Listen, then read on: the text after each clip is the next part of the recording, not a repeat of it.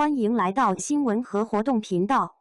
请订阅和分享已更新有关当今最着名明星的最新信息。维和防暴队上映4天票房近4亿，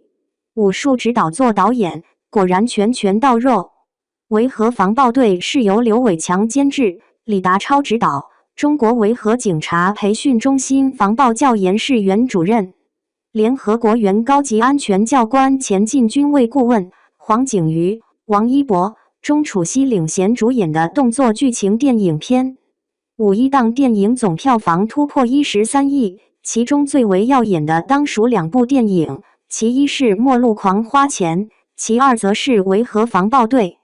尤其是《维和防暴队》在五一档当天上映后，票房一路冲高，接连打破几项纪录，非常被观众看好。如今上映4天票房近4亿，接近五一档目前票房的1/3，可以说是非常强劲，从侧面说明了该片在五一档实力不容小觑。有如此票房成绩，那不得不说跟导演、编剧以及演员都有很大的一些关联了。且不说一直在娱乐圈服兵役的黄景瑜，他个人在军旅题材颇有建树，又经由做过武术指导的导演李达超精心指导下，实在没有埋没动作剧情电影这几个字。可以说剧情高潮部分那是拳到肉，枪击中观众的心呀。当然，同为领衔主演的王一博在本片中也可圈可点。在片中，王一博饰演的杨震颇有个性，角色形象很像之前几部电影角色，所以在饰演起来看得出他已经相当得心应手。在面对杨震这条故事线的成长性来说，驾驭的也很不错，包括后面单独为了战友执行行动的利索动作，也看得出为了这部动作戏，王一博是下了一番苦功夫的。不过，对于王一博来说，如果一直饰演这种相似类型的角色，很容易被观众固化刻板印象。有机会的话，相信观众还是希望能看到他在不同角色下的挑战。说回剧情，武术指导出身的导演看得出李达超对剧情细节要求十分严格，故事线非常明了，甚至可以说是简单，没有过多跌宕起伏的剧情，是观众熟悉的维和形象。但是要把简单的故事刻画的不简单，这是一件非常难得事。故事一旦简单，就十分贴近真实。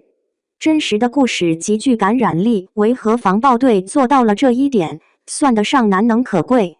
当然，也正是因为如此，那势必会有不少观众对这样的故事情节针对性的去抠细节，这也就是造成了观影观众评论两极分化的结果。觉得本片精彩的观众，除了对演员演技的赞誉之外，同时也把掌声留给了本片真正献礼之人。没有他们的默默付出，哪来如今和平的国度？没有他们坚持的付出，就没有我们出门在外受人尊重的眼神。而觉得本片有遗憾的观众，大部分槽点集中到了故事时长略短，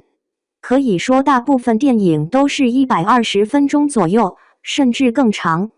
而维和防暴队只有101分钟，让不少观众在观看到结尾的时候还意犹未尽。这样带给观众的观影体验，就是觉得故事没有讲完会有一种割裂的感觉。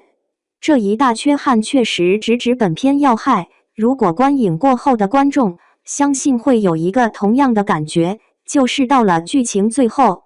以为会有一段两方对垒的场景出现，但是并没有，而是戛然而止了。这样突然的停止，让不少观众对影片意犹未尽。当然，这么做不排除片方会以此为延展，再给出续集。如果是这样的话，还是非常期待后续剧情的。你们有看维和防暴队吗？